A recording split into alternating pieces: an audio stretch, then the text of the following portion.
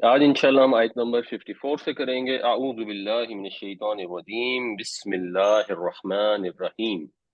वा और माँ के तीन मतलब होते हैं, क्या, जो, नहीं। यहाँ पर अब हम कॉन्टेक्स्ट से समझने की कोशिश करेंगे कि माँ का क्या मतलब होगा। माँ मनाअहुम, तो अपेरेंटली इसका मतलब बन सकता है क्या मना किया, किस चीज ने मना किया। लेकिन अगर हम आगे देखेंगे तो हमें एक इल्ला नजर आ रहा है।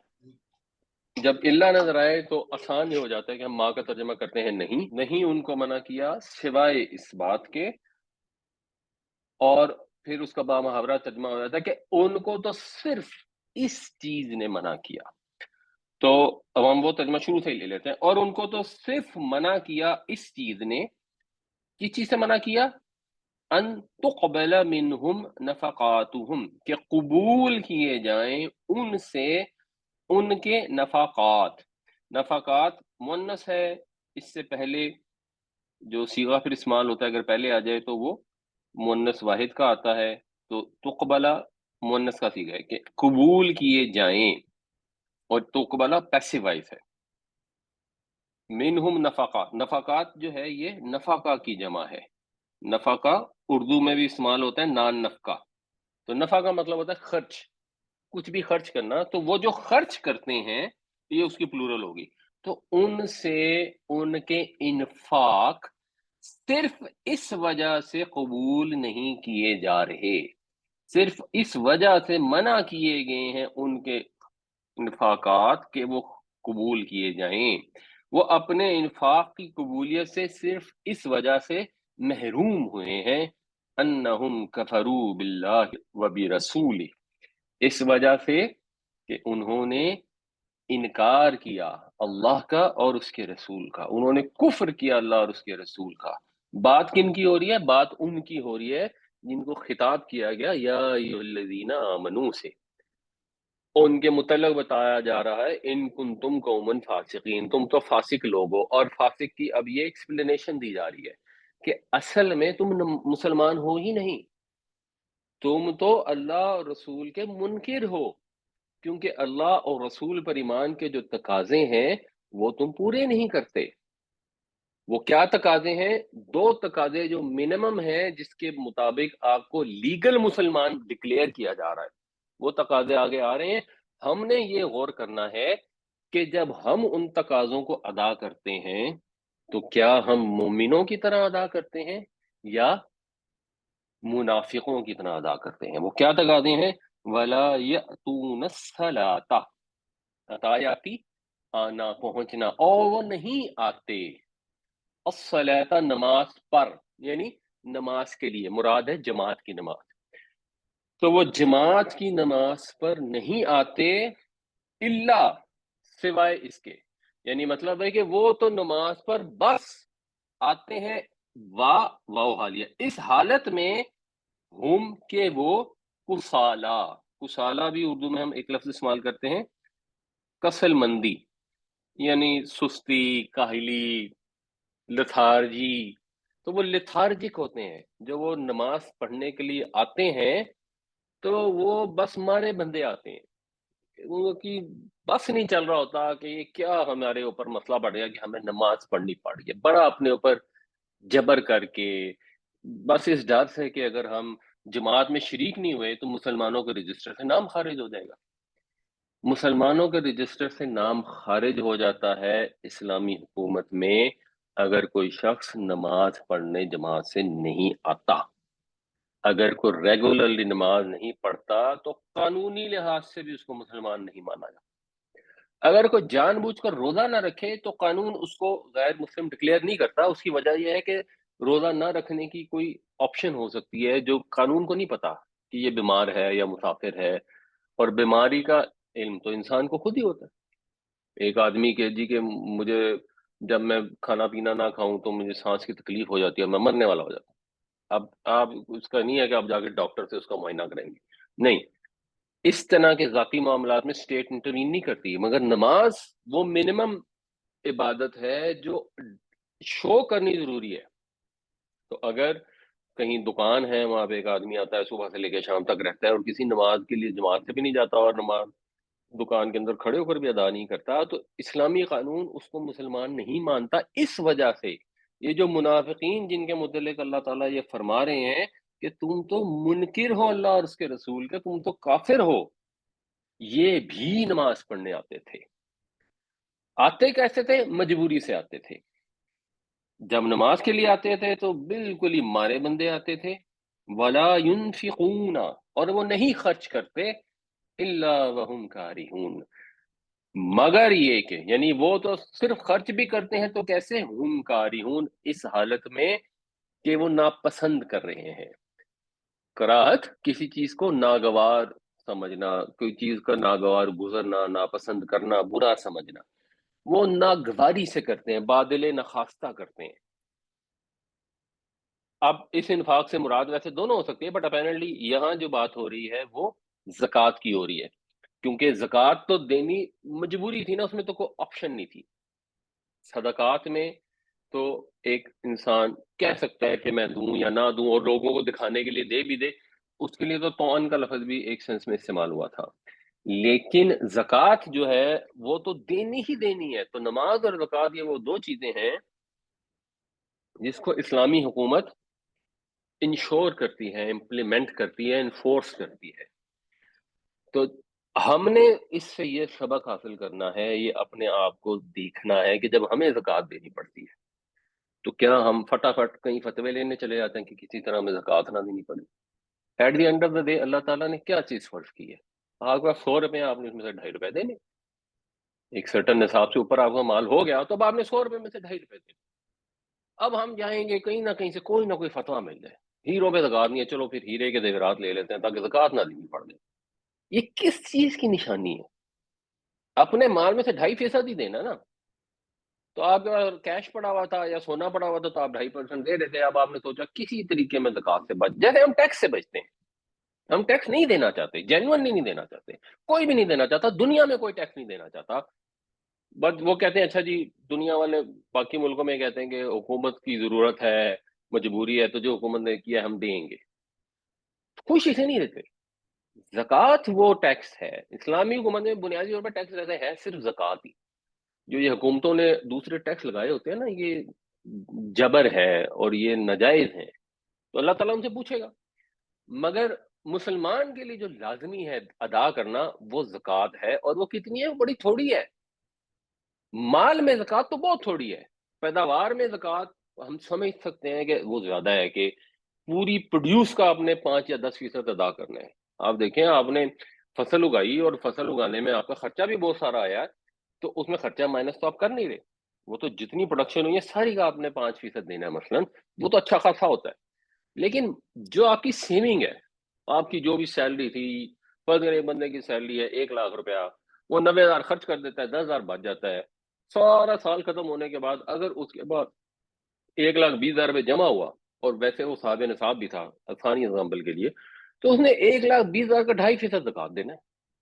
اچھا، ایک مرتبہ بے شمار پیسے ہیں، اس کے بعد 10 کروڑ روپے اکٹھا ہو گیا، تو 10 کروڑ کا بھی اس نے 25 لاکھ ہی دینا نا، دینا تو 2.5% ہی، وہ کچھ بھی نہیں ہے کمپیئر کیا جائے جو ٹیکسز دنیا والے لیتے ہیں۔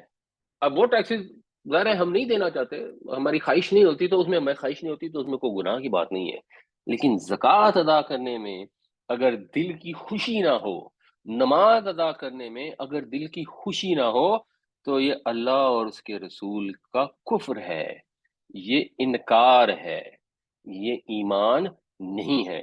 وما منعهم ان تقبل منهم نفقاتهم الا انهم كفروا بالله وبرسوله ولا يأتون الصلاة الا وهم كسالى ولا ينفقون الا وهم كارهون، اور نہیں محروم کیے گئے یہ اپنے انفاق کی قبولیت سے مگر اس وجہ سے کہ انہوں نے انکار کیا اللہ اور اس کے رسول کا، کفر کیا اللہ اور اس کے رسول کا، اور وہ نہیں آتے نماز کے لیے مگر سستی سے، اور وہ نہیں خرچ کرتے مگر بادل نخواستہ۔ فا پس، لا تعجب کا، لا تعجب کا، یہ لا تعجب ایسے ہی ہے جیسے لا تعبد، تم مت عبادت کرو. عجیبہ یعجبو کا مطلب ہوتا ہے حیرت زدہ ہونا، حیران ہونا. پھر باب افعال ہے اعجب یعجب، اس کا مطلب ہوتا ہے حیران کرنا. تو صحیح ترجمہ کیا ہوگا؟ لا تعجب، نہ حیران کرے، کا تم کو، کیا نہ حیران کرے، اموالہم، ان کے مال. یہاں اگر آپ نوٹس کریں تو اموال رفع میں ہے، اس کا مطلب ہے کہ یہ اس فعل کا فاعل ہے. تو نہ حیران کریں تم کو ان کے مال، ولا اولادہم، نہ اور ان کی اولادیں. مطلب کیا؟ بامحاورہ ترجمہ کیا بنے گا؟ ان کے مالوں اور اولادوں کو کوئی حیثیت نہ دو، کوئی وقت نہ دو، کوئی ان کو خوش ہونے کی، ان کو پسند کرنے کی، ان کی چاہت کرنے کی ضرورت نہیں ہے. کیوں مال اور اولاد کی چاہت ہوتی ہے؟ جب بھی دنیا میں اسباب کے ذریعے آپ نے ایک تحریک کو آگے لے کر چلنا ہے، ظاہر سی بات ہے آپ کو تحریک آگے چلانے کے لیے اسباب کی ضرورت ہے، زندگی گزارنے کے لیے اسباب کی ضرورت ہے. تو اگر مثال کے طور پر آپ نے فیصلہ کیا کہ ہم بچوں کی ایجوکیشن کے لیے کام کریں گے، ہمیں معلوم ہے ہمارے ملک میں کروڑوں بچے اسکول نہیں جاتے، تو ہم نے فیسیلیٹیٹ کرنا ہے کہ وہ اسکولوں میں جائیں. یہاں ایک بہت اچھا ٹرسٹ ہے آبرو ٹرسٹ کے نام سے. وہ کیا کرتے ہیں کہ وہ بناتے ہیں اسکول ایسی جگہوں پر جہاں پر پوش علاقوں کے ساتھ کی غریب آبادیاں ہوتی ہیں، گاؤں ہوتے ہیں جہاں سے ملازمین جاتے ہیں پوش علاقوں میں کام کرنے کے لیے. اور عام طور پر جو ملازمین گھروں میں کام کرتے ہیں ان کے بچوں کو تعلیم حاصل کرنے کا موقع نہیں ملتا، نہ ان کی دلچسپی ہوتی ہے، بلکہ ان کی خواہش ہوتی ہے کہ جیسے ہی ذرا بچہ بڑا ہو وہ بھی ساتھ جانا شروع کر دے اور گھر کی صفائی کرنا شروع کر دے. تو یہ وہاں پر اسکول بناتے ہیں، اس کے بعد ان کو اسکول کے اندر دوپہر کا کھانا بھی دیتے ہیں، یونیفارم بھی دیتے ہیں، سارا کچھ کرتے ہیں. اور ان کا ایک اپنا میکنزم ہے، وہ گھروں سے جو ڈرائی ویسٹ ہے وہ اکٹھا کرتے ہیں، اس کو سارٹ کرتے ہیں، اس کو بیچتے ہیں، اس سے اپنا کچھ خرچہ پورا بھی کرتے ہیں. بٹ آبویسلی ان کو لوگوں سے پیسے بھی چاہیے ہوتے ہیں. تو اب ان کی ملاقات اگر کسی ایسے شخص کے ساتھ ہو جو امیر ہے، جس کے پاس وسائل ہیں، تو نیچرلی ان کی خواہش ہوگی کہ اس کو اپنے اسکول بلائیں، اس کو اپنا اسکول دکھائیں. وہ ہر ایک کو بلا بلا کے اپنا اسکول نہیں دکھانا چاہتے کیونکہ پریکٹیکلی پاسبل نہیں ہے. تو کسی امیر آدمی کو بلائیں گے، اپنا اسکول دکھائیں گے تاکہ اگر اس کی زکوٰۃ ہے یا وہ خیرات کرنا چاہتا ہے تو دے. یہ نیچرل خواہش ہے، اس میں کوئی غلط چیز تو ہے نہیں، بلکہ اسباب کو جب آپ نے اختیار کرنا ہے تو ان اسباب میں سے یہ ایک طریقہ ہے کہ آپ امیر امیر لوگوں کو کنونس کریں. جیسے آپ کو بے شمار کالیں آتی ہیں جب ان کو پتہ لگتا ہے یہ چیمبر آف کامرس سے وہ لے لیتے ہیں نمبر اور فون کرنی شروع کر دیتے ہیں.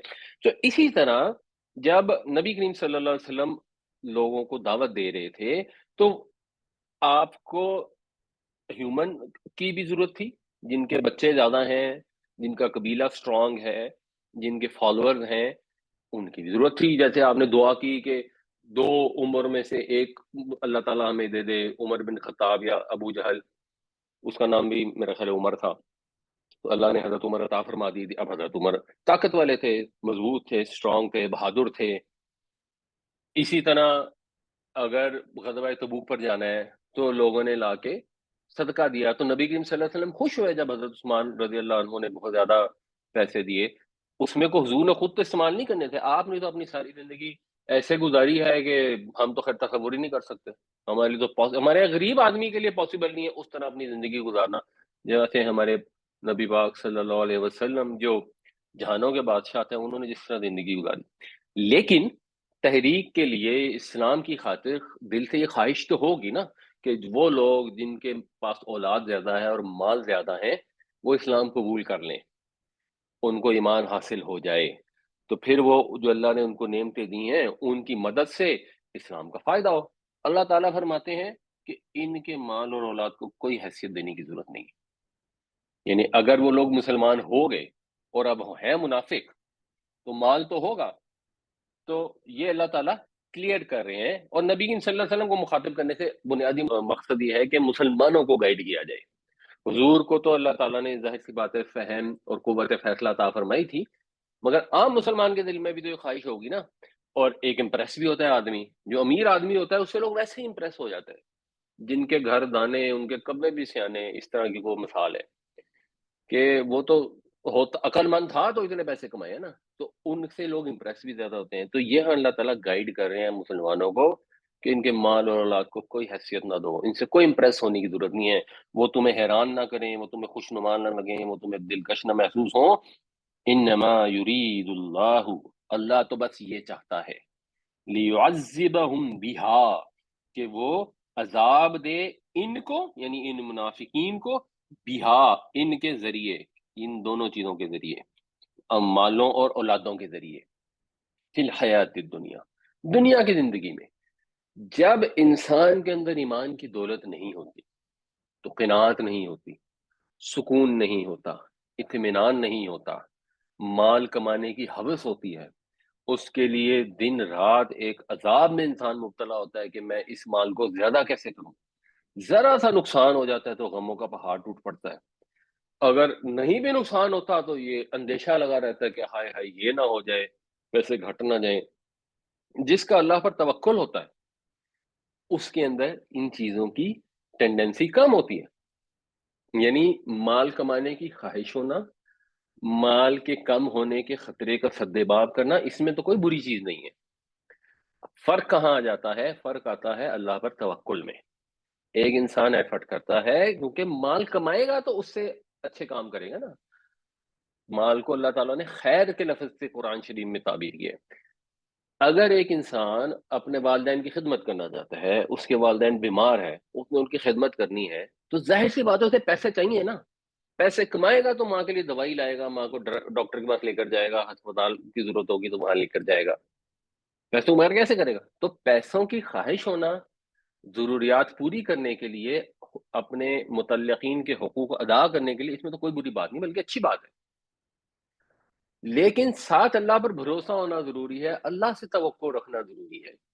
ये ज़रूर है कि जब माल की ख़्वाहिश है तो उसको कमाने के लिए कोई नाजायज़ ज़रिया ना इख्तियार किया जाए, और एक रीज़नेबल एफ़र्ट उसके लिए करे, उसके बाद अल्लाह पर छोड़ दे।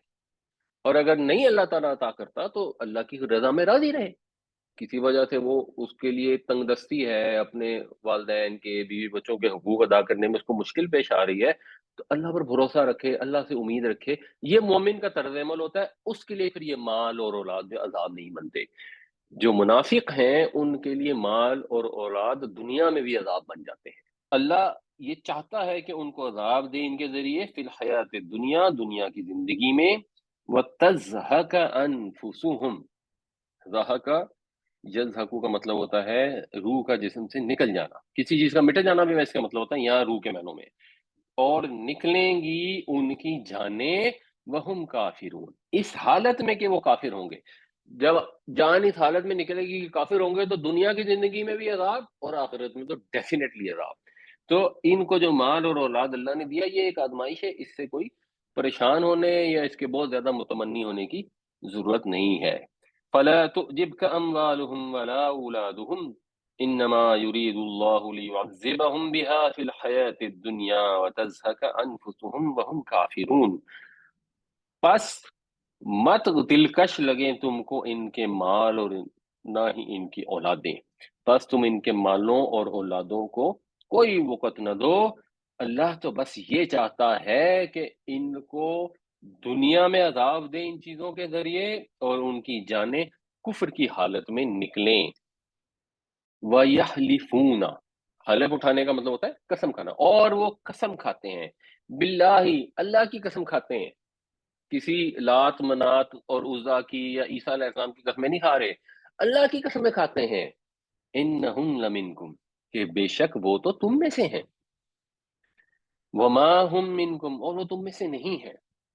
यानी ये कसमें खाने का ज़िक्र यहाँ किया गया कि कसमें खा-खा कर तुम्हें यकीन दिलाते हैं कि वो तुम में से हैं, मुनाफिकीन का ये काम था। और कसमें खाना बात-बात पर, ये मुनाफिकीन का ही काम होता है। बात-बात पर कसम खाना कोई डिज़ायरेबल चीज़ नहीं है, मुसलमानों को बात-बात पर कसम नहीं खानी चाहिए। ये बुनियादी तौर पे झूठों की निशानी होती है। कसम तो किसी एक्सट्रीम केस में खाई जाती है कि अदालत के सामने पेश हो गए, वहाँ कसम खानी पड़ गई। कोई वंस इन अ व्हाइल बड़ी ज़रूरत पड़ी तो आपने कसम खा ली, वरना इंसान का किरदार ऐसा होना चाहिए कि लोगों को पता हो कि ये बात करता है, तो सच करता है। بٹ منافقین کا یہ طرز عمل ہے کہ وہ بات بات میں قسمیں کھاتے ہیں، قسم کھا کھا کے یقین دلاتے تو ہیں تو تم میں سے ہی، غزوہ تبوک میں شامل نہیں ہوئے، ایفرٹ نہیں کی، تیاری نہیں کی، لیکن ہیں وہ تم میں سے، تو وہ تم میں سے نہیں ہے، وَلَٰكِنَّهُمْ قَوْمٌ يَفْرَقُونَ، اور وہ تو ایسے لوگ ہیں جو یفرقون، اب یفرقون روٹ تو اس کا فے، رے اور قاف ہے، اس سے دو طرح سے آتا ہے، ایک ہوتا ہے فرق یفرقو، اس کا مطلب ہوتا ہے علیحدہ علیحدہ کرنا، فرق کرنا، ویسے فے جس فعل کے بھی شروع میں آتا ہے اس میں علیحدہ کرنے کا مفہوم پایا جاتا ہے، اور ایک اس کا فریق یفرقو ہوتا ہے، یعنی یہ یفرقو ہے، یہ یفرقو ہے، تو یہ فور شور سین والے سمیہ باب سے آیا ہے، اس کا مطلب ہوتا ہے ڈرنا، تو یہ، لیکن یہ تو قوم یفرقون، ڈرپوک لوگ ہیں، یہ تو وہ لوگ ہیں جو ڈرتے ہیں، اصل میں یہ تمہارے ساتھ کیوں جڑے ہوئے ہیں، کیوں قسمیں کھا کے یقین دلا رہے ہیں کہ ہم تمہارے ساتھ ہیں، کیونکہ ان کو ڈر ہے، یہ بزدل لوگ ہیں، انہوں نے کفار کا حال دیکھ لیا، اب غزوہ تبوک جب ہو گیا اب تو بالکل ہی کلیئر ہو گیا نا، مشرکین کا تو نام و نشان ہی مٹ گیا، ان کو تو کہہ دیا گیا کہ بھائی یہاں سے نکل جاؤ، اس کے بعد تمہیں حجاز میں رہنے کی اجازت نہیں ہے اگر تم نے شرک پر قائم رہنا ہے۔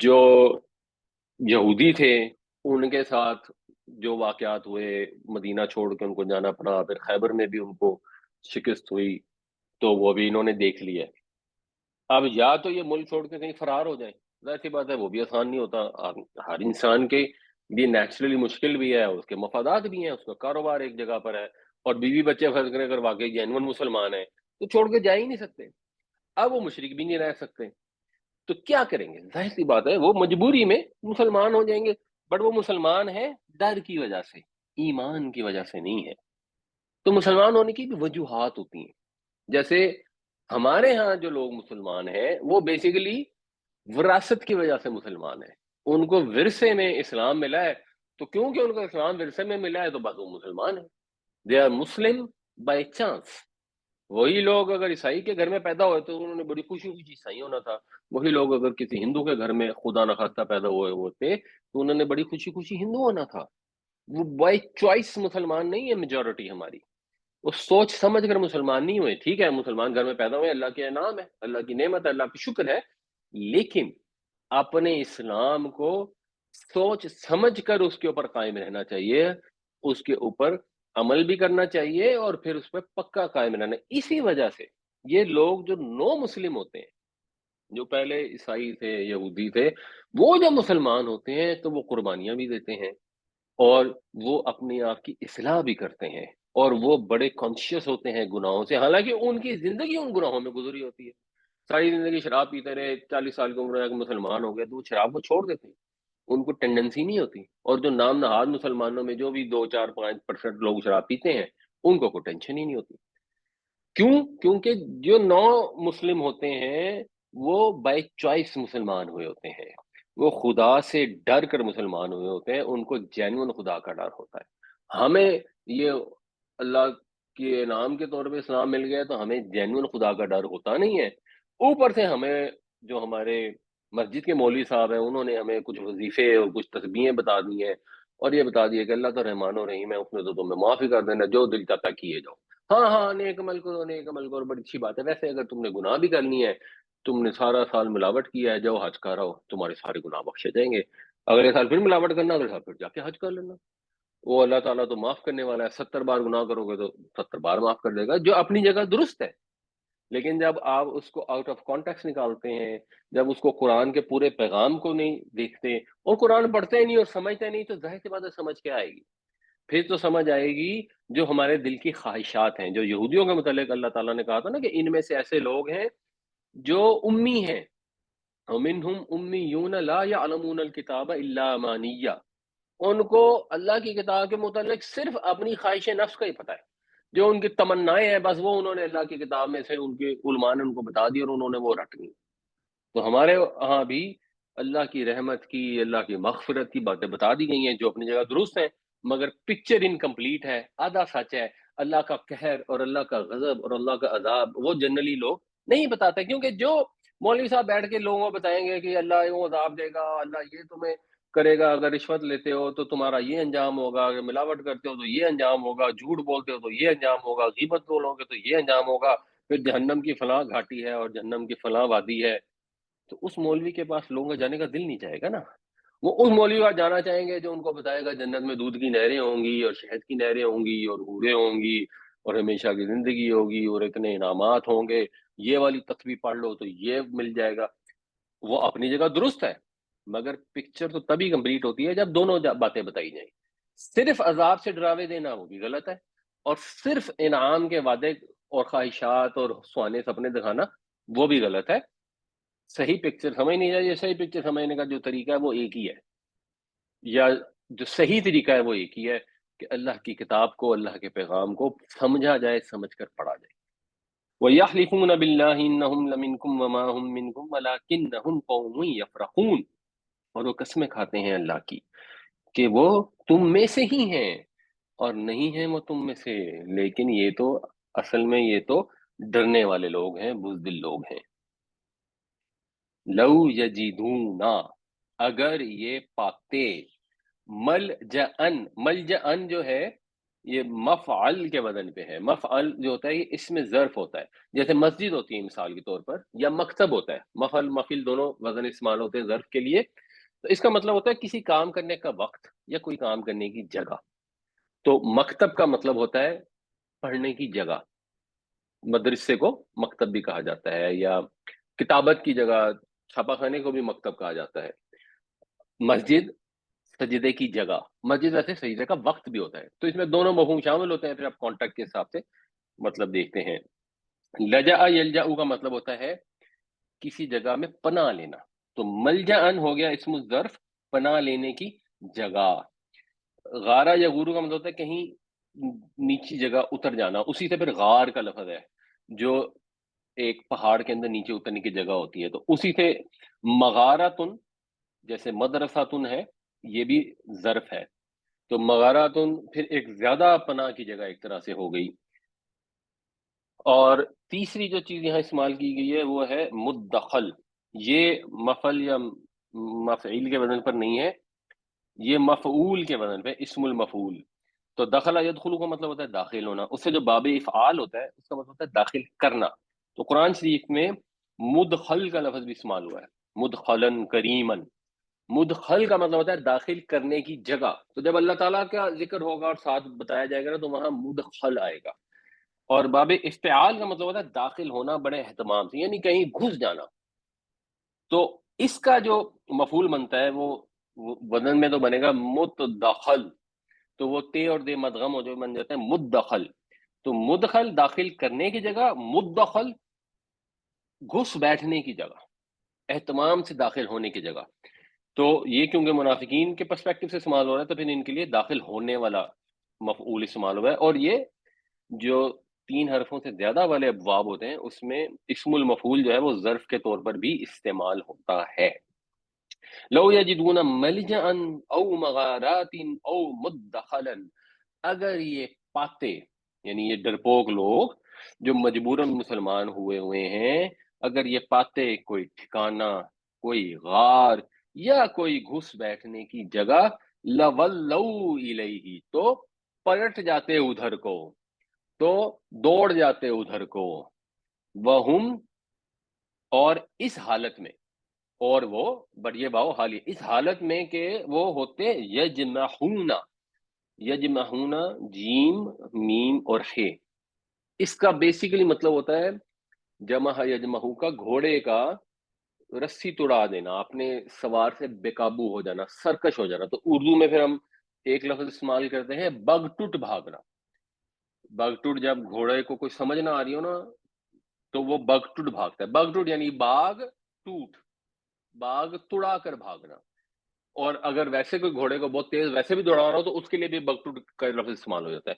बट बाग तुड़ा के भागना या रस्सी तुड़ा कर भागना, ये भी मुहावरा इस्तेमाल होता है उर्दू में। वही मुहावरा है, यानी ये रस्सी तुड़ा कर भाग खड़े होते अगर इन्हें कोई पनाह की जगह मिल जाती। ये तो डर की वजह तुम्हारे हाथ है, आपको ठिकाना इनको मिल नहीं रहा। لو یجدون ملجأ او مغارات او مدخلا لولوا الیہ وهم یجمحون، اگر ان کو مل جاتا کوئی ٹھکانہ یا غار یا گھس بیٹھنے کی جگہ تو ادھر بھاگ کھڑے ہوتے رسی توڑا کر۔ وَمِنْهُمْ، اور ان میں سے ہیں، مَن يَلْمِزُكَ، یہ وَيْلٌ لِكُلِّ ہُمَزَةٍ لُمَزَةٍ میں بھی لفظ آتا ہے لام میم اور زے۔ تو لما کا یل میزو کا مطلب ہوتا ہے کسی پر عیب لگانا، نکتہ چینی کرنا، عیب جوئی کرنا۔ ان میں سے ایسے بھی ہیں بدبخت، کیا کر رہے ہیں وہ؟ جو یل میزو کا، جو آپ پر عیب لگاتے ہیں، آپ کو تانے دے رہے ہیں، آپ کی ذات صلی اللہ علیہ وسلم، آپ کی ذات بابرکات جو صادق اور امین نبی بننے سے پہلے ساری دنیا مانتی تھی، ان کے اوپر عیب جوئی کرتے ہیں۔ کس بات میں؟ پھر صدقات کے باب میں۔ اب عیب جوئی یہ نہیں ویسے کر سکتے تھے کہ جی آپ نعوذ باللہ زکوٰۃ کے پیسے لے کے اور آپ اپنے اوپر استعمال کر لیتے ہیں، اور آپ بڑے جیسے یہ جھوٹے نبیوں کے پیروکار ہیں نا، ان کے خلیفے ہیں اور وہ مرسڈیز کاروں میں پھر رہے ہوتے ہیں، تو آپ کو دیکھ کے سمجھ آ رہی ہوتی ہے کہ اپنے عوام کو لوٹ کھسوٹ کے 50 قسم کے چندے بنائے ہیں، اور سارے چندوں سے ان کی جو آل اولاد ہے وہ عیش کر رہی ہے۔ وہ جھوٹے نبی کو دنیا سے گزرے ہوئے کتنے 100 سال ہو گئے، 100 سال سے اوپر ہو گئے، لیکن اس کی آل اولاد آج بھی جو ہے وہ اس کے مزے کر رہی ہے، اندھے اعتقاد کی بنیاد پر لوگوں سے پیسے لے لے کے۔ اللہ کے نبی صلی اللہ علیہ وسلم کی تو یہ زندگی تھی نہیں۔ آپ تو ٹاٹ کی چادر کے اوپر سوتے تھے، اور اس کو بھی 2 تہیں لگاتے تھے، 4 تہیں لگا کے بھی نہیں سوتے تھے کہ اسے نیند اگر گہری آتی تھی تو تہجد کے لیے اٹھنا مشکل ہوتا تھا۔ اور حضرت عمر رضی اللہ عنہ ایک دفعہ حضور کے پاس حاضر ہوئے تو آپ صلی اللہ علیہ وسلم کے جسم پر اس ٹاٹ کے سونے کے جیسے نشان پڑے ہوئے تھے، تو اور وہ رونے لگے، یا اللہ کے رسول، کیسر و کسرا تو ہیں، وہ تو مزے کر رہے ہیں اور اللہ کے نبی صلی اللہ علیہ وسلم اس حال میں ہیں۔ تو حضور نے کہا کہ یہ اچھی بات نہیں ہے کہ ہمیں دنیا میں نہیں، ہم ان چیزوں کو استعمال کرتے ہیں، مفہوم اس کا یہ ہے، اور آخرت میں ساری نعمتیں ہمارے لیے ہیں۔ تو ان پر تو یہ وہ الزام لگا نہیں سکتے تھے۔ الزام کیا تھا کہ دوسروں کو دے دیتے ہیں، یعنی عرب میں obviously یہ پہلی دفعہ ہوا۔ یہ بھی سمجھنے کی چیز ہے کہ جو زکوٰۃ ہے وہ حکومت اکٹھی کرتی ہے، تو ایک دفعہ اب جب سکون ہو گیا، حکومت قائم ہوگی اور لوگ مسلمان ہو گئے، تو اب مسلمانوں کو ایک زکوٰۃ دینی تو ضروری تھی، چاہے وہ دل سے مسلمان ہوئے یا دیکھا دیکھی میں مسلمان ہو گئے۔ تو 2.5% انہیں اپنے مال میں سے بھی دینی تھی، مویشیوں کے اوپر بھی ایک زکوٰۃ تھی، اور زرعی پیداوار پر بھی زکوٰۃ تھی۔ تو اب یہ ساری زکوٰۃ منظم طریقے سے وصول ہوتی تھی، اور نبی کریم صلی اللہ علیہ وسلم کے پاس پورے ملک سے دولت سمٹ کر آتی تھی اور پھر آپ کے ہاتھوں سے خرچ ہوتی تھی، اور عرب کے لوگوں نے کبھی پہلے دیکھا نہیں تھا کہ ایک انسان کے پاس اتنا مال آئے اور پھر لوگوں میں تقسیم ہو۔ اب جو منافقین تھے انہوں نے اپنا مال خرچ کیا کرنا، اب ان کی خواہش ہوتی تھی کہ ہمیں ملے۔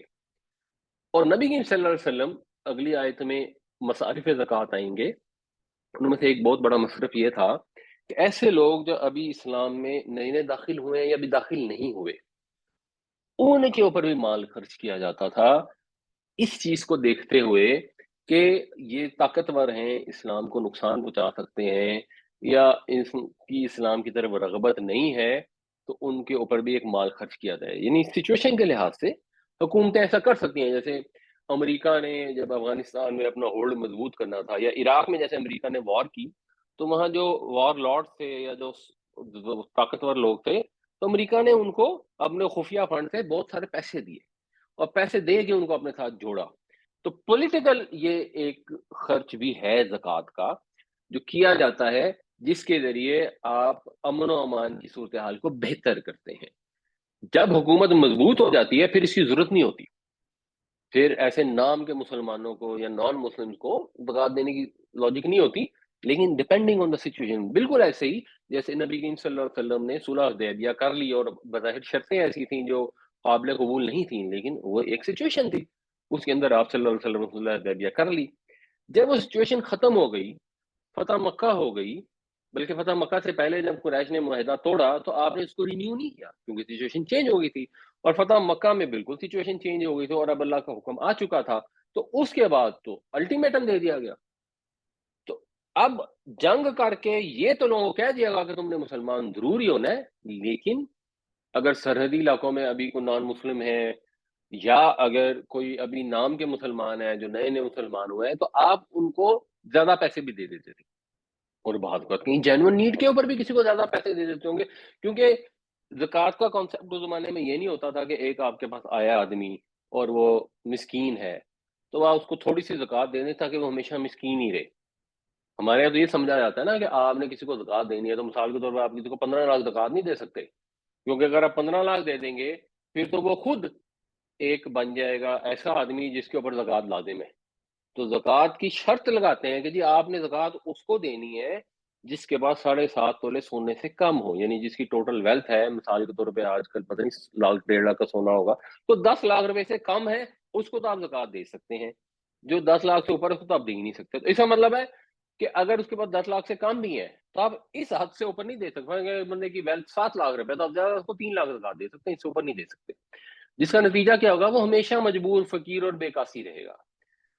حالانکہ اگر نبی صلی اللہ علیہ وسلم کی سیرت دیکھی جائے یا خلفائے راشدین کے واقعات دیکھے جائیں تو ایکچولی زکوٰۃ دینے کا شاید، اب یہ ہر ایک نے غور کرنا ہے، میں اسی پہ کوئی وہ پکی بات نہیں کر رہا، بٹ شاید بہتر طریقہ کیا ہے کہ مثال کے طور پہ ایک آدمی ہے، غریب ہے، مسکین ہے، وہ نوکری کرتا ہے، بمشکل اپنا گزارا کرتا ہے، اس کو 3 بھینسیں لے دیں یا گائیں لے دیں، اور 4-5 لاکھ روپے کی گائیں آئے گی جو دودھ دیتی ہے، اس کو 3-4 گائیں ہو جائیں گی، اس کے بعد اس کا اتنا گزارا چل جائے گا کہ وہ ہمیشہ کے لیے زکوٰۃ مانگنے سے بچ جائے گا۔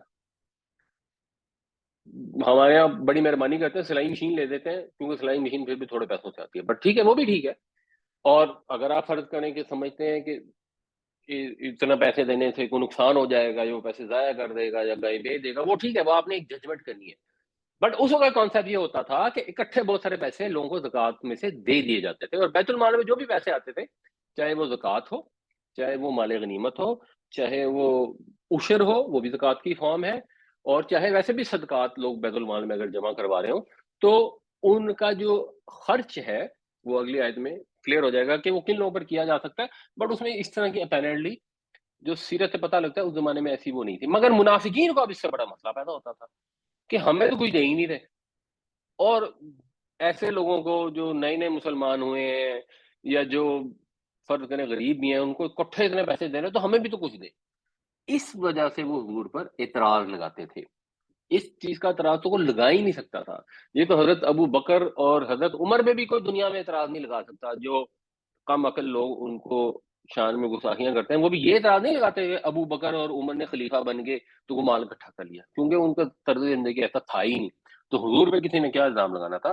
فَإِنْ أُعْتُوا مِنْهَا، پھر اگر وہ دیے جائیں اس میں سے، رضو تو وہ راضی رہتے ہیں، وَإِن لَمْ يُؤْتَوْا مِنْهَا، اور اگر وہ نہ دیے جائیں اس میں سے، یعنی یہ تو پیسو وائس ہے مگر یہ ماضی کا پیسو وائس ہے، یہ مضارع ہے مگر مضارع کے ساتھ جب لم لگتا ہے تو وہ واپس ماضی میں چلا جاتا ہے یہ بھی پیسو وائس، اور اگر وہ نہ دیے جائیں اس میں سے، اذا ہم یسخطون، تخیتا اس خطو کا مطلب ہوتا ہے غصہ کرنا، ناراض ہونا، تو وہ ناراض ہو جاتے ہیں، برہم ہو جاتے ہیں، اذا اس صورت میں،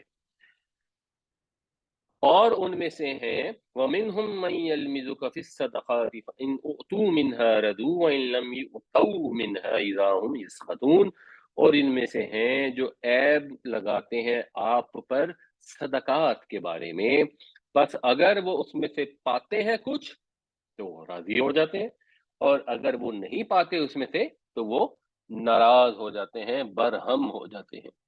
وَلَوْ، اور اگر، انہم ردو، اگر وہ راضی رہتے، اگر وہ قناعت کرتے، ما آتاہم اللہ ورسولہ، اس چیز پر جو دی انہیں اللہ نے اور اس کے رسول نے، الف تے اور یہ، عطا یاتی کا مطلب ہوتا ہے پہنچنا، آتا یؤتی کا مطلب ہوتا ہے پہنچانا، تو آتا ہم، جو پہنچایا ان کو، جو دیا ان کو، اللہ فائل ہے، اللہ نے اور اس کے رسول نے، وقالو حسبنا اللہ، اور یہ کہتے کہ اللہ ہمارے لیے کافی ہے، یعنی ہمیں جتنا بھی دے ہیں اللہ کے نبی صلی اللہ علیہ وسلم جو صدقات اکٹھے ہوئے ہیں، اگر ان کو ضرورت بھی ہے تو جتنا بھی حضور جس کو دے رہے ہیں اس پہ لوگ خوش ہوتے کہ اللہ کے رسول نے ہمیں یہ عطا فرمایا ہے، اس پر قناعت کرتے، اللہ پر بھروسہ کرتے، یہ کہتے حسبنا اللہ سیؤتینا اللہ من فضلہ، سین سے یہ مستقبل میں لے جاتا ہے، دے گا اللہ تعالیٰ ہمیں اپنے فضل سے، ورسولہ، اور اس کا رسول بھی، انا الی اللہ راغبون، ہم تو اللہ ہی کی طرف راغب ہیں، ہم تو صرف اللہ ہی کے تمنائی ہیں۔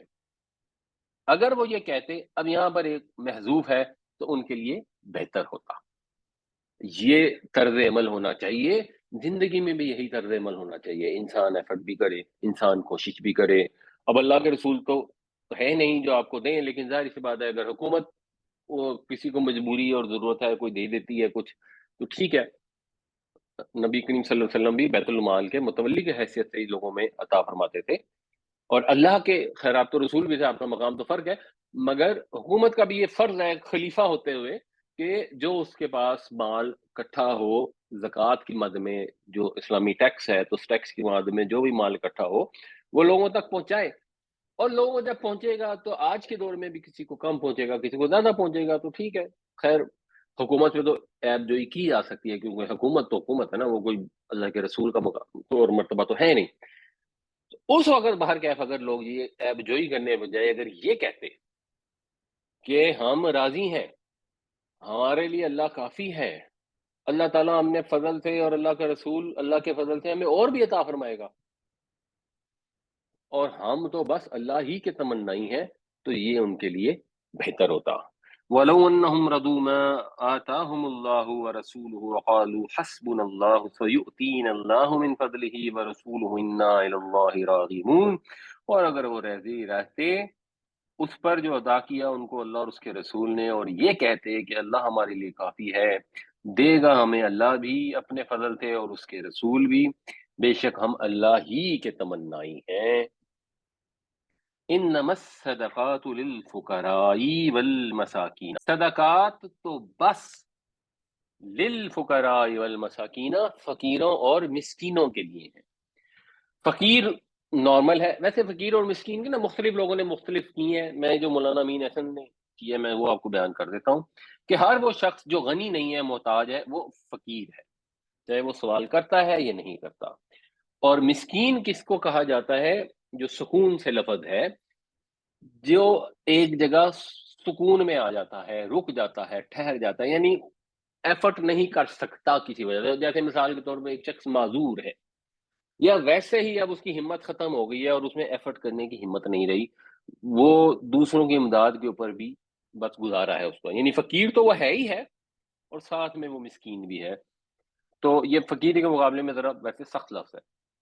تو جو زکوٰۃ کا مال ہے یا ایون جو صدقات بیت المال میں جمع ہوئے ہیں، آپ نے انڈیویجولی اگر کوئی صدقہ دینا ہے تو مثلا آپ اپنے کزن کو بھی دے سکتے ہیں، وہ بھی صدقے کی نیت ہو سکتی ہے، صدقے کے طور پہ آپ جنرل بھی لوگوں کو کھانا کھلا سکتے ہیں، وہ ایک فرق چیز ہے۔ صدقے کا ویسے مطلب ہوتا ہے سچ کر دکھانا، صدق سے ہے، یعنی ہم اگر اللہ پر ایمان رکھتے ہیں تو اپنے ایمان کو سچ کر دکھانے کی صورت کیا ہے؟ اپنی جان کی بازی لگائیں، اپنے مال دیں۔ تو اگر ہم اپنے مال ادا کرتے ہیں تو ہم ایک طرح سے سچ کر دکھاتے ہیں کہ یہ مال جس سے ہمیں محبت ہے یہ ہم دوسروں کو دے رہے ہیں اللہ کی خاطر، تو اس سے ہمارا ایمان سچا ثابت ہوتا ہے۔ تو اب وہ مال جب بیت المال میں جمع ہو گیا تو اب جو بھی الزام لگانے آ رہے ہیں ان کو یہ پتہ ہونا چاہیے کہ اللہ کے نبی صلی اللہ علیہ وسلم اپنی مرضی سے نہیں دے رہے، رینڈملی بھی نہیں دے رہے، کو ٹاس کر کے بھی نہیں دے رہے، وہ تو اللہ کے حکم کے مطابق دے رہے ہیں، اور اللہ نے حکم دیا ہے، یہ ایکچولی فریضۃ من اللہ ہے، اللہ کی طرف سے یہ مقرر کردہ فریضہ ہے، کیا کہ جو بیت المال میں صدقات اکٹھے ہوئے ہیں، اور بنیادی طور پہ اگر بیت المال کے صدقات کی آج بات ہم نہ کریں تو اس سے پھر مراد ہو جائے گی زکوٰۃ، تو جو زکوٰۃ ہے وہ تو فقیروں کے لیے ہے، مسکینوں کے لیے صرف، والعاملین علیہا، اور جو اس کے اوپر عامل ہے، اس کے اوپر عامل کا مطلب ہے جو صدقات وصول کرتے ہیں، اس کا حساب کتاب کرتے ہیں، حکومت تک پہنچاتے ہیں، تو ان کے جو بھی خرچ اخراجات ہوں گے وہ اس میں سے پورے کیے جائیں گے۔ اور براڈر سینس میں اگر دیکھا جائے تو جو حکومت کا سارا عمل ہے، بیسیکلی سارا حکومت کا عمل ہی کیا ہے؟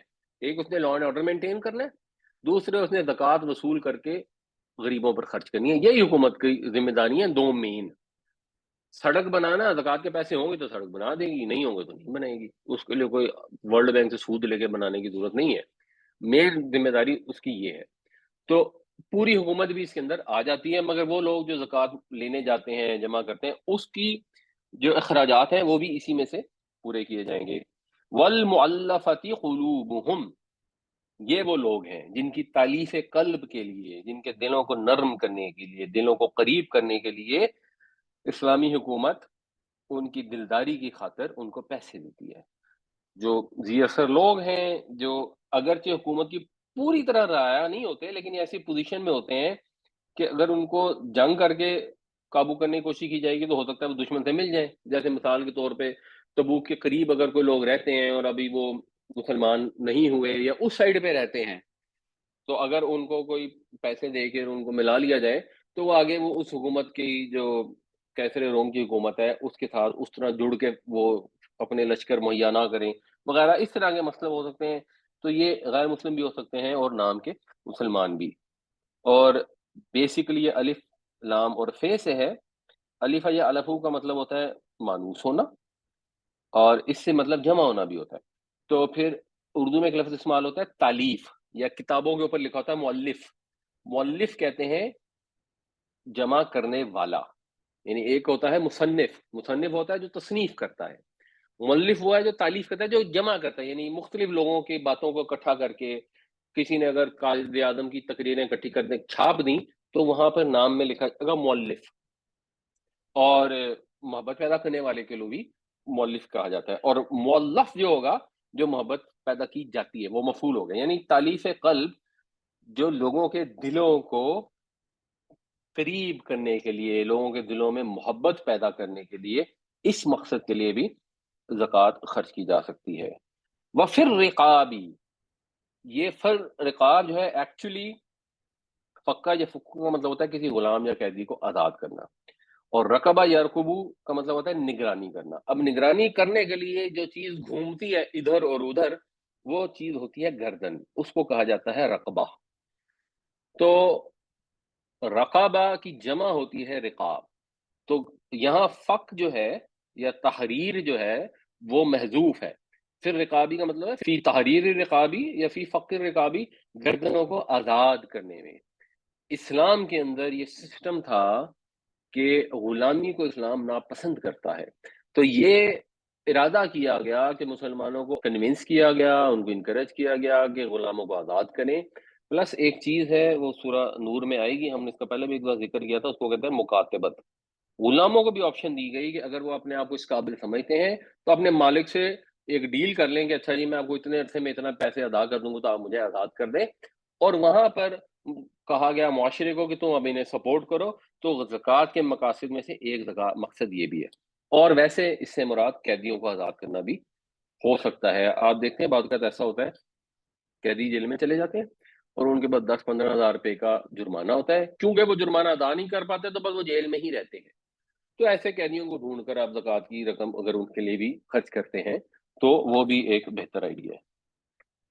والغارمین، غرام کا جو مطلب ہوتا ہے اس کا مطلب ہوتا ہے کوئی جرمانہ، ایون تاوان بھی ہو سکتا ہے، خدا نہ خواستہ کو اغوا ہو گئے.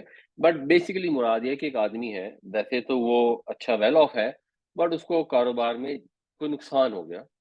تو اب اگر کسی کو کاروبار میں نقصان ہو گیا تو اس کو واپس اپنے پاؤں پر کھڑا کرنے کے لیے بھی اگر آپ زکوٰۃ کی رقم دیتے ہیں تو یہ بھی اس میں جائز ہے. اور اس مد سے بھی پتہ لگتا ہے کہ یہ جو رقم اگر آپ زکوٰۃ کی مد میں دیں گے، ظاہر سی بات ہے کسی کو کاروبار میں نقصان ہو گیا تو اس کو 10-15 ہزار روپے تو نہیں دیں گے نا، اس کو پھر سگنیفیکنٹ اماؤنٹ دینی پڑے گی جس سے وہ واپس اپنا کاروبار پر اس کو اسٹیبلش واپس کر سکے، دوبارہ اس پہ اس کو کھڑا کر سکے. اچھا، اس کے علاوہ کیا مد ہے؟ وفی سبیل اللہ، اور اللہ کے راستے میں. اس میں ساری چیزیں شامل ہو جاتی ہیں. مینلی اس میں کیا ہے؟ اللہ کے راہ میں جہاد کرنا. مینلی اس میں کیا ہے؟ اللہ کے دین کی تبلیغ کرنا. اور کوئی بھی چیز، ہر چیز ہی فی سبیل اللہ میں آ جاتی ہے. مگر ایک اس میں جو چیز نوٹس کرنے والی ہے، ہمارے یہاں یہ سمجھا جاتا ہے، اور اگر کوئی سمجھتا ہے تو اس میں کوئی ایشو نہیں ہے ویسے، کیونکہ ان کی بھی کوئی نہ کوئی ایک حکمت ہے. وہ حکمت بھی میں آپ کو بتا دیتا ہوں. ہمارے یہاں سمجھا یہ جاتا ہے کہ غیر مسلم کو زکوٰۃ نہیں دی جا سکتی. اگر آپ نے آیت پر غور کیا تو اس میں کہیں بھی نان مسلم مسلم کی تو ڈفرینسیشن نہیں ہے. اگر کوئی فقیر ہے، مسکین ہے، ایون مؤلفۃ القلوب میں تو بہت سارے لوگ یہ کہتے ہیں کہ نان مسلم کو بھی دی جا سکتی ہے. کچھ لوگ کہتے ہیں کہ نہیں جی اس زمانے میں بھی صرف نام کے مسلمانوں کی دی جاتی تھی. اور اگر کوئی غلام ہے تو یہاں تو نہیں کہا جا رہا کہ وہ نان مسلم کو دی جا رہی ہے. آگے مسافر کا بھی ذکر آئے گا، اور مسافر کے لیے اگر کوئی سڑک بنائی جا رہی ہے، اس پہ زکوٰۃ خرچ ہو رہی ہے، تو ابھی آپ کیسے انشور کریں گے کہ سڑک کے اوپر نان مسلم نہ گزرے؟ اور ایکچولی اس سے ایک نتیجہ نکلتا بھی ہے. اگر وہ ہم نے یہ تو خیر سنا ہوا ہے کہ پنجاب کارڈیالوجی کے اندر کوئی نان مسلم کرسچن عورت تھی، اس کا ہارٹ کا آپریشن ہونا لگا، تو ان کو پتہ لگا کہ وہ کرسچن ہے، تو انہوں نے اس کو آپریشن تھیٹر سے واپس بلا لیا کہ بھائی تو زکوٰۃ کے پیسوں سے تمہیں اسٹنٹ ڈال رہا تھا، جو بھی ہو رہا تھا، تو وہ تو نہیں ہو سکتا. بہرحال جن کی انڈرسٹینڈنگ ہے اگر ہے تو وہ ان کو صحیح لگ رہا ہے تو وہ اپنی جگہ درست ہے. ہر انسان نے سوچ سمجھ کر فیصلہ کرنا ہے، اور انشاءاللہ اگر اس نے سوچ سمجھ کر فیصلہ کیا تو اللہ تعالیٰ اس پر کوئی مواخذہ نہیں کریں گے اگر وہ غلط فیصلہ بھی ہوا، بلکہ 1,000 پھر بھی ملے گا. مگر اپیرنٹلی یہ چیز درست نہیں ہے. اور جو مشنری ہوتے ہیں وہ تو ٹارگٹ کر کے مسلمانوں کو ایسے کیس میں جہاں پر وہ بیمار ہیں، ان کو کوئی ضرورت ہے، تو ان کو وہ اوپر خرچ کرتے ہیں، جس کا نتیجہ یہ ہوتا ہے کہ ایکچولی ان کی طرف سے تالیف قلب ہوتی ہے اور مسلمانوں کے عیسائی بننے کے امکانات بڑھ جاتے ہیں. اور جو ہمارے یہاں جس کو اب ہم کرسچن کمیونٹی کہتے ہیں، جو صفائی ستھرائی کا جنرلی کام کرتے ہیں، اکثر اس میں یہی ہوا کہ وہ ہندو ان کو شودر سمجھتے تھے، اور مسلمان بھی کو ان کو وہ خاص زیادہ پسند نہیں کرتے تھے. تو وہ جو بھی شودر ذات والے تھے وہ بہت سارے پھر عیسائی ہو گئے. اس لیے سارے عیسائی ہیں، ورنہ یہ کوئی یہاں عیسائیت ایسی تھوڑی تھی کہ ان کو صرف عیسائیت کی سمجھ آ گئی اور باقی ساری آبادی مثلا پاکستان کے ایریا میں مسلمان ہوگی، اور جتنے عیسائی ہوئے وہ میجورٹی اس پسے ہوئے طبقے سے تعلق رکھتی ہے. اس کی بیسیکلی وجہ یہی تھی کہ انہوں نے ان کے اوپر پیسے خرچ کیے. تو اس سمجھ میں جو آپ نے دین کی تبلیغ کرنی ہے، اس میں نان مسلم کی کیسے تخصیص ہو سکتی ہے؟ ایون اگر دین کی تبلیغ کریں گے تو دین کی تبلیغ میں سب سے امپورٹنٹ چیز کیا ہے؟ مثال کے طور پر پیس ٹی وی ہے. تو پیس ٹی وی والے تبلیغ کریں گے تو کس کو تبلیغ کریں گے؟ اسلام لانے کے لیے. تبلیغی جماعت والے ہمارے یہاں تو خیر مسلمانوں کو تبلیغ کرتے ہیں، چلیں وہ بھی ٹھیک ہے ایک حد تک، بٹ بیسکلی جب دین کی تبلیغ کی جائے گی تو سب سے اعلیٰ تبلیغ جو ہے نا کہ لوگوں کو مسلمان بنانا ہے. تو اس کے لیے مثال کے طور پر آپ لٹریچر چھاپتے ہیں، آپ قرآن کا ترجمہ چھاپتے ہیں انگریزی میں، تو وہ کس کو دیں گے؟ نان مسلم کو دیں گے نا. تو جب وہ نان مسلم کو دیں گے تو اس کا مطلب ہے کہ اس میں زکوٰۃ کی رقم خرچ نہیں کر سکتے، کیونکہ نان مسلم کو جو ہمارا فقہ ہے وہ کہتا ہے حنفی فقہ کہ نہیں کر سکتے.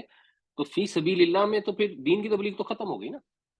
پھر تو آپ صرف اور صرف تعلیم دے سکتے ہیں، مدرسوں میں دے سکتے ہیں، اس کے خیر علیحدہ مسئلہ وہ بھی ہم ڈسکس کرتے ہیں.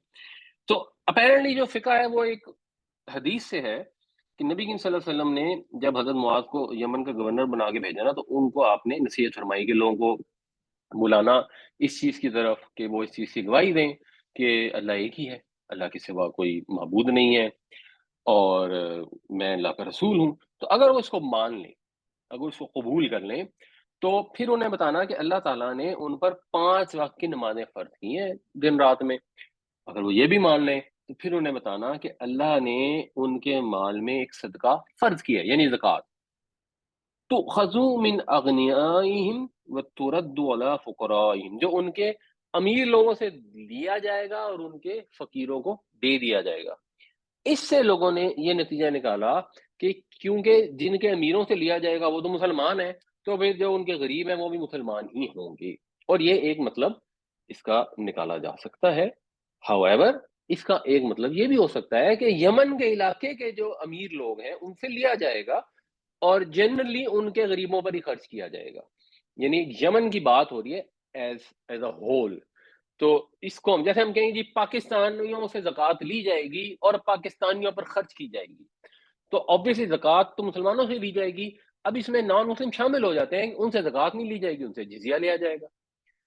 تو جو بیت المال میں مال آئے گا صرف زکوٰۃ کا تو نہیں آئے گا نا، جزیے کا بھی آئے گا، تو مال اکٹھا ہو جائے گا. آپ جب یہ کہیں گے مسلمانوں سے زکوٰۃ لی جائے گی تو انڈرسٹوڈ ہے نان مسلم سے بھی ایک ٹیکس لیا جائے گا.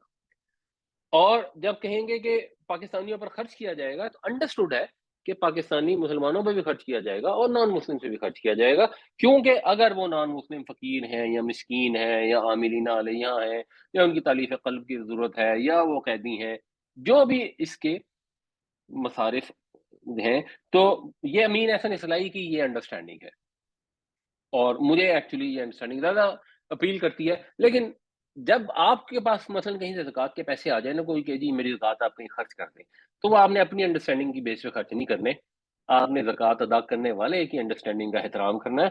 اگر اس نے کہا کہ جی میری زکوٰۃ میں میری انڈرسٹینڈنگ ہے کہ نان مسلم کو نہیں دی جا سکتی، تو براہ کرم آپ اس کی زکوٰۃ نان مسلم کو نہ دیں۔ جو اگر مثلا پنجاب کارڈیالوجی والوں نے یہ کیا، تو اس میں بس ٹھیک ہے، اس کی جو بھی امپلیکیشن ہے اس کا پھر انہیں اور کوئی سولوشن رکھنا چاہیے، اور صدقات کی مد میں علیحدہ سے کوئی فنڈ رکھنا چاہیے کہ کوئی نان مسلم آ جائے تو اس کا بھی علاج کرایا جائے، اگر جنرل پبلک کا یہ خیال ہے۔ میں کیونکہ ذاتی اپنی انڈرسٹینڈنگ کا فیصلہ کرتا ہوں، تو میں تو نان مسلم کو دے سکتا ہوں، بٹ یہ ہر بندے نے خود سوچ کر اپنا فیصلہ کرنا ہے۔ اس کے علاوہ کیا مد ہے؟ وابن السبیل، اور مسافروں کے لیے، کیونکہ مسافر ویسے ہو سکتا ہے امیر ہو، اصطلاحی یا قانونی لحاظ سے وہ فقیر نہیں ہے، مسکین نہیں ہے، لیکن آپ کہیں دوسری جگہ پہنچ گئے، اور خاص طور سے اس زمانے میں تو ایسی فیسلٹیز نہیں ہوتی ہے نا کہ آپ کے کریڈٹ کارڈ چل رہے ہیں اور آن لائن بینکنگ چل رہی ہے، تو ایسے لوگوں کو ضروریات ہوتی تھیں۔ اور ایون اگر امیر بھی ہے اور کریڈٹ کارڈ وغیرہ چل بھی رہا ہے، تو ظاہر ہے اس کو ایک سڑک پر سڑک چاہیے، پینے کی جگہ چاہیے، بیٹھنے کی جگہ چاہیے، مسجد چاہیے جو استعمال کرنی ہے، تو وہ چیز بھی زکوٰۃ کے پیسوں سے بنائی جا سکتی ہے۔ فریدۃ من اللہ، یہ اللہ تعالیٰ کی طرف سے فریضہ ہے، یہ اللہ کا حکم ہے، یہ نہیں ہے کہ اللہ کے نبی صلی اللہ علیہ وسلم بھی اپنی مرضی سے کچھ دیتے ہوں۔ واللہ علیم حکیم، اور اللہ تعالیٰ جاننے والا ہے، حکمت والا ہے۔ انما الصدقات للفقراء والمساکین والعاملین علیہا والمؤلفة قلوبهم وفي الرقاب والغارمین وفي سبیل اللہ وابن السبیل فریضۃ من اللہ واللہ علیم حکیم۔ صدقات تو بس محتاجوں، مسکینوں، عاملین صدقات اور تالیف قلب کے لیے ہیں، اور اس کام کے لیے ہیں کہ گردنیں چھڑائی جائیں، تاوان زدوں کو سنبھالا جائے، اور اللہ کی راہ میں اور مسافروں کی امداد پر خرچ کیا جائے۔ یہ اللہ کا مقرر کردہ فریضہ ہے، اور اللہ خوب جاننے والا، حکمت والا ہے۔ اس میں جو ایک چیز امپورٹنٹ ہے وہ یہ لام کی ہے، تو اس لام کی وجہ سے بھی ایک فقہ حنفی میں ایک مسئلہ پیدا ہوتا ہے۔ ویسے اب فقہ حنفی والے اس سے کچھ لوگ اس سے ہٹنا شروع ہو گئے ہیں، وہ یہ کہتے ہیں جی مالک بنانا ضروری ہے۔ مختصر یہ ہے کہ لام جب استعمال ہوتی ہے تو اس کے 22 مختلف وجوہات ہوتی ہیں۔ انہوں نے ایک وجہ لی ہے، فقہ شافی میں ایکچولی ایک وجہ اس کو کہتے ہیں لام تملیک، کہ جی یہ تو مالک بنانے والی لام ہے، تو فقہ شافی کے حساب سے کسی کو مالک بنانا ضروری ہے۔ اب میں اس کی ڈیٹیل میں نہیں آتا، وہ آپ کو سمجھ بھی نہیں آئی، بٹ فقہ حنفی والے کہتے ہیں کہ وہ ہے لام عاقبت، مگر اس میں وہ کہتے ہیں کہ اینڈ ریزلٹ اس کا یہ ہو سکتا ہے کہ جی وہ تملیغ کا معنی ہو۔ تو جو وہ دلیل دیتے ہیں، وہ بس دلیل پتہ نہیں کیا ہے، وہ کنفیوزنگ ہے، لیکن کیونکہ فقہ میں عام طور پہ یہ ہوتا ہے کہ جو بھی کوئی حکم لگایا جاتا ہے فقہ کے اندر، اس کے بعد اندھا دھند اس کی تقلید کرنی ہوتی ہے۔ تو اس پہ بھی امام امین احسن اسلائی صاحب نے ایک رسالہ چھوٹا سا لکھا ہوا ہے، کتابچہ، اس میں انہوں نے اس کو ڈسکس کیا ہے، جن کو انٹرسٹ ہو یا سمجھنا چاہتے ہیں اس کو سمجھ سکتے ہیں۔ تو اب فقہ حنفی کے اسٹرکٹ فقہ حنفی کو فالو کریں تو مثلا مسجد کو زکوٰۃ نہیں دی جا سکتی، مدرسے کو، ہسپتال کو زکوٰۃ نہیں دی جا سکتی۔ ہم امین حسن اصلاحی کی اس کو انڈرسٹینڈنگ کو فالو کریں یا فقہ مالکی کو فالو کریں تو اس میں کوئی ایشو نہیں ہے۔ اور اپیرنٹلی سیرت سے بھی یہی پتہ لگتا ہے کہ نبی کریم صلی اللہ علیہ وسلم کے دور میں ساری زکوٰۃ بیت المال میں آتی تھی، وہاں سے پھر خرچ ہوتی تھی۔ تو بیت المال میں ایک دفعہ آ گئی تو غریب آدمی تو مالک نہیں بنا نا، حکومت اس کی مالک بن گئی، بٹ وہ کہتے تھے حکومت جو ہے نا وہ فقیروں کے قائم مقام ہے، اور حکومت اس سے سڑکیں بھی بناتی تھی، سرائے بھی بناتی تھی، سارے کام کرتی تھی۔ تو محسوس تو یہی ہوتا ہے کہ صحیح طریقہ یہ ہے کہ مسجد کو بھی زکوٰۃ دینی ہے، اسپتال کو بھی دینی ہے تو دے دیں، مثلا اسپتال کی بلڈنگ بنانے کے لیے زکوٰۃ دینی ہے تو دے دیں، مدرسے میں بچے پڑھیں ان کو دے دیں۔ اب وہ فقہ حنفی والے نا پھر اس کے لیے وہ ہیلے کرتے ہیں، وہ زکوٰۃ لے کے کہتے ہیں مدرسے کے بچوں کو کہ آپ نے اصل میں ہمیں زکوٰۃ نہیں دی، اصل میں آپ نے بچوں کو زکوٰۃ دی ہے۔ پھر وہ بچوں کو کہتے ہیں کہ یہ دیکھیں جی 50,000 روپے زکوٰۃ آئی ہے، ان کو 1,000 روپے پکڑاتے ہیں 50 بچوں کو، پھر ان کو کہتے ہیں اب آپ تو زکوٰۃ کے مستحق ہیں، جی ہم نے آپ کو 1,000 دے دیا، اب زکوٰۃ ادا ہوگی، اب آپ یہ زکوٰۃ واپس مدرسے کے فنڈ میں جمع کرا لیں۔ بھائی اگر آپ نے بچوں کو 1,000 روپے کا مالک بنا دیا ہے تو پھر وہ زکوٰۃ کے فنڈ میں کیوں جمع کریں؟ پھر اس کا دل جائے تو باہر جا کے ٹافیاں کھا لے۔ اگر وہ مالک ہے، اور اگر ہم نے اس کو مالک ہی نہیں بنایا، اس سے پہلے سے پرومس لیا ہوا ہے کہ ہم تمہیں زکوٰۃ کے پیسے دیں گے، تم مالک بنو گے جھوٹی موٹی کے، اس کے بعد تم مدرسے میں جمع کرا دینا، تو یہ کس کو دھوکہ دینے کی کوشش ہے؟ اور جو اس طرح کے ہیلے بہانے، اسی ہیلوں بہانوں کے اوپر پوری اسلامک بینکنگ بھی اس کے اوپر ہی قائم ہے۔ کوشچن ہے جیسے ایک مجھے جو آپ بات کر رہے تھے منافق کی یا منافق ہوتا ہے، اس کی منافق کی ایک ٹرو پرسنالٹی تو پھر ڈیول ہو جاتی ہے کہ لائک ایک چیز کو فیور بھی دے رہا ہوتا ہے، دوسری کی طرف اس پر ریئیکٹ بھی کر رہا ہوتا ہے کہ یہ ٹھیک نہیں ہے، تو ایسے لوگوں کے ساتھ پھر ڈیل کیسے کیا جائے؟ نہیں دیکھیں، ایک تو ہم نا ہر چیز کو منافقت قرار دے لیتے ہیں، بعض اوقات ایک چیز ہوتی ہے، اس کو آپ کہتے ہیں مصلحت۔ اب جو مصلحت سے کام لیتا ہے ہم کہتے ہیں یہ بھی منافقت ہے، حالانکہ مصلحت کی وجہ منافقت بھی ہو سکتی ہے، اور مصلحت کی وجہ حکمت بھی ہو سکتی ہے۔ تو ہم ہر ایک کو منافق کسی اور کو تو قرار دینا ہی نہیں چاہیے۔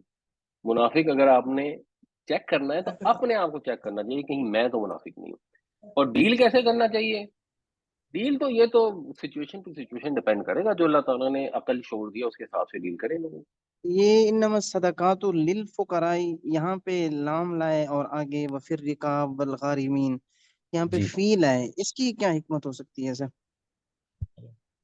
اس کی حکمت اپیرنٹلی یہ ہے، ایک تو اس سے بھی ظاہر ہوتا ہے کہ 8 مصرفوں میں سے 4 لام کے ساتھ ہیں، 4 فی کے ساتھ ہیں، تو اس کا مطلب ہے لام تملیغ تو ویسے نہیں رکھ سکتا نا، کیونکہ باقی 4 کہاں لگیں گے۔